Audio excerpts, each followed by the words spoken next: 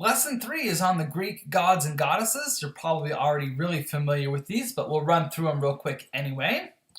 So we're going to finish up yesterday's notes, and then we'll go through all the Greek gods and actually not all of the Greek gods and goddesses, but we'll go through about 12 of them. The Greeks, of course, were polytheistic, so they had many gods and goddesses. And then we'll watch a video at the end of class that I'll post on the website as well. The ICANN statement is I can name and describe 6 of the gods and goddesses, but we'll talk about more. Beginning, of course, with the big 3, the 3 brothers. Zeus in the middle, king of Mount Olympus, and his brother Poseidon on the right side, king of the sea, and his other brother Hades on the left side of the slide here, that is king of the underworld.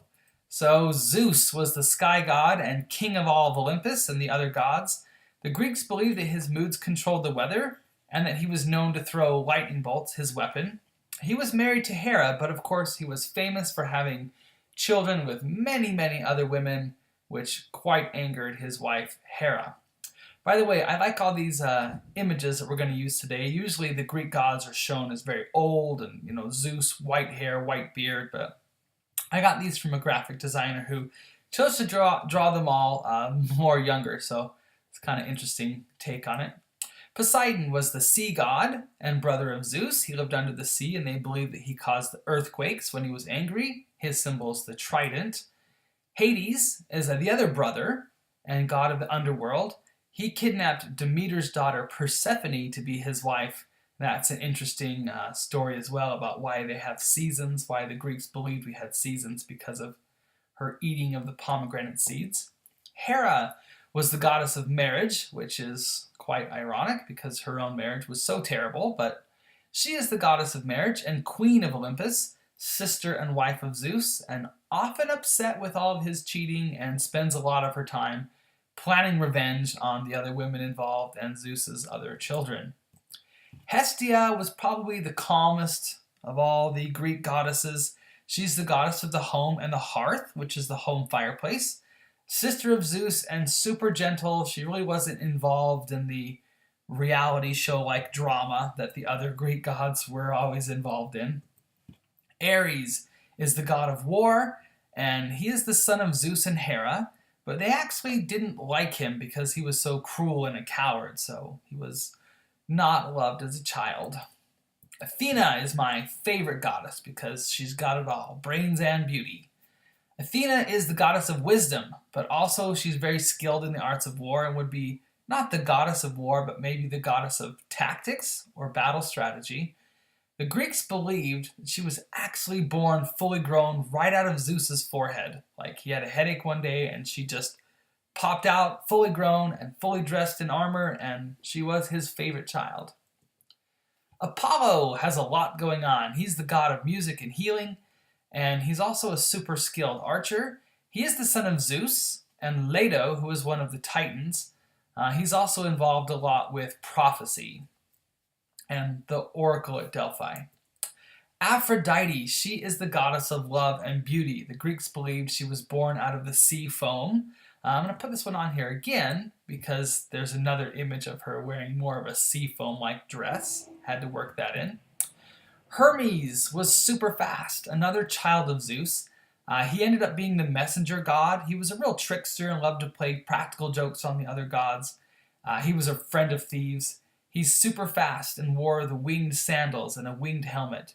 And he was the son of Zeus and an earth woman named Maia. Artemis is Apollo's twin sister. She is the goddess of the hunt and of women in childbirth, which are huge ironies because she never married or had children, and she also was the protector of all the forest creatures, but also loved to hunt them. The last one we're going to do is Hephaestus, the blacksmith. This one looks a little different because the graphic artist I was using for the other Greek gods didn't do one of Hephaestus because he was not very good looking. Hephaestus is the god of fire and the forge, which is the furnace where metal is heated. He was a blacksmith. He made weapons and armor for the gods, but he himself was peace-loving. He was the son of Zeus and Hera. They didn't particularly like him because even though they were both gods, he came out somewhat deformed and not looking very good. But good for him. He married Aphrodite, the goddess of love and beauty. So score 1 for Hephaestus. Some other gods and goddesses we didn't talk about were Demeter. She's also one of the sisters. There's 3 brothers and 3 sisters that are the main gods. She's one of them. Her daughter, Persephone, is who was kidnapped by Hades and became his queen. Dionysus is the Greek god of wine and theater, and he just loved partying. He was the son of Zeus and another woman named Semele. Eros is another god of love. He is the son of Aphrodite, but not the son of Aphrodite and Hephaestus. Actually, the son of Aphrodite and Mars, Hephaestus' brother. Ooh, more drama. Their child is Eros, who you might know better by his Roman name, Cupid. And Pan was a satyr. He was the god of flocks and shepherds, and he had horns and little goat feet and played the panpipes. Here are some other Greek gods and goddesses that same graphic artist did. The one on the left is Iris, who is the god of the rainbow. And the one on the left here is actually Nut, who is the Egyptian sky goddess. And you can see some other of her work. She also did all the characters from the Hunger Games back before the movies came out. So that was interesting to see her work there as well. That's the Greek goddesses. Watch the cartoon below for more information.